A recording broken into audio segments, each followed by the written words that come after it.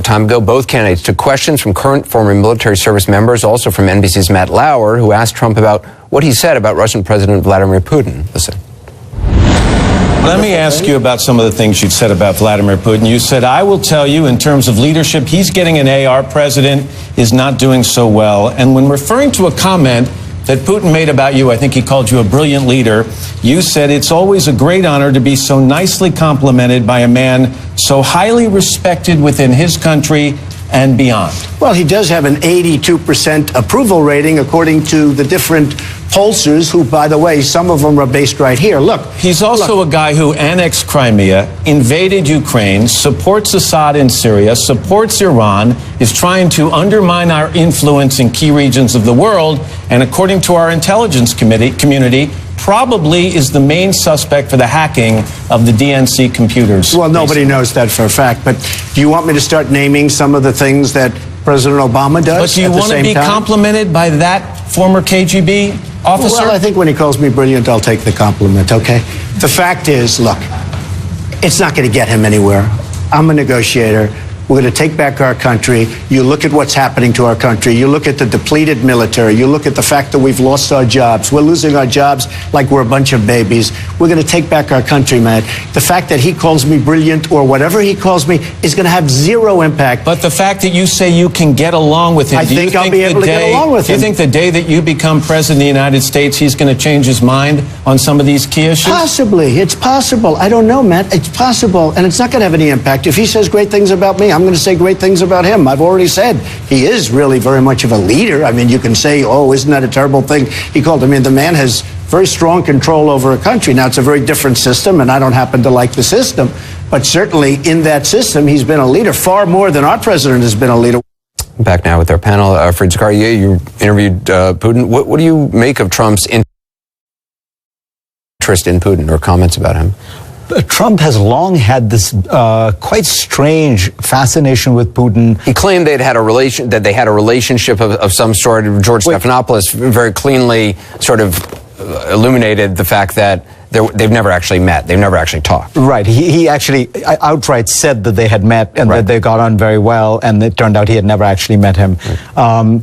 One more of those strange things. I think there is, though, a fascination he has, and we can understand it, understanding Trump. Trump likes authoritarians. He likes the idea of having decisive power. He likes the idea of being able to act boldly, not have to wait for checks and balances in Congress. When I interviewed Putin, I asked him, what was it about Trump that made Putin say nice things about him? And Putin, interestingly, took the opportunity to walk back his comments. He started quibbling with the translation. He said, I didn't say that he was brilliant. I said he was bright. But what I meant by bright is he's a colorful personality. That's really all I was saying. And if he wants to have a better relationship with Russia, why should I object to that?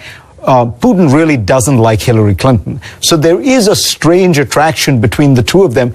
But you would think that for Trump, whose greatest card is that he is an American nationalist who's going to look out for America, the fact that one of America's principal adversaries, a guy who is trying to do harm to America, to American interests, to American troops, is lavishing praise on him, is virtually endorsing him, would be somewhat disconcerting. You don't want to be endorsed by, it would be like the leader of the Soviet Union endorsing one of the presidential candidates and that person being happy about it. One of the service members tonight, or Clinton, about her emails while she was Secretary of State and why she should be trusted as a commander-in-chief. I want to play that. Secretary Clinton, thank you very much for coming tonight. As a naval flight officer, I held a top secret sensitive compartmentalized information clearance, and that provided me access to materials and information highly sensitive to our warfighting capabilities. Had I communicated this information not following prescribed protocols, I would have been prosecuted and imprisoned. Secretary Clinton, how can you expect those such as myself, who were and are entrusted with America's most sensitive information, to have any confidence in your leadership as president when you clearly corrupted our national security? Well, I appreciate your concern and also your experience, but let me try to make the distinctions that I think are important for me to answer your question. First, as I said to Matt, you know and I know, classified material is designated, it is marked there is a header so that there is no dispute at all that what is being communicated to or from someone who has that access is marked classified.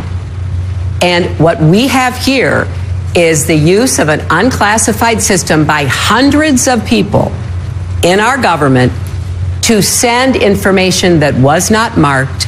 There were no headers. There was no statement, top secret, secret, or confidential. I communicated about classified material on a wholly separate system. I took it very seriously. When I traveled, I went into one of those little tents that I'm sure you've seen around the world, because we didn't want there to be any potential for someone to have embedded a camera to try to see whatever it is that I was seeing that was designated, marked, and headed as classified. So I did exactly what I should have done, and I take it very seriously. Always have, always will.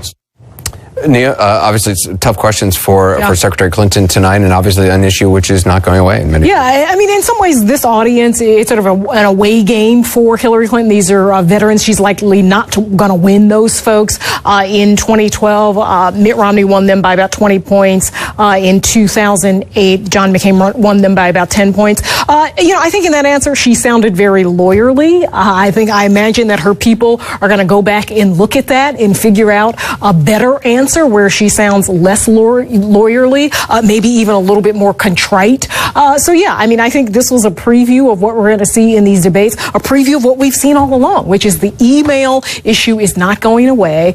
She doesn't quite have a good answer. She always sounds defensive, I think, when she's answering these questions about her email, and it's just going to continue, I think.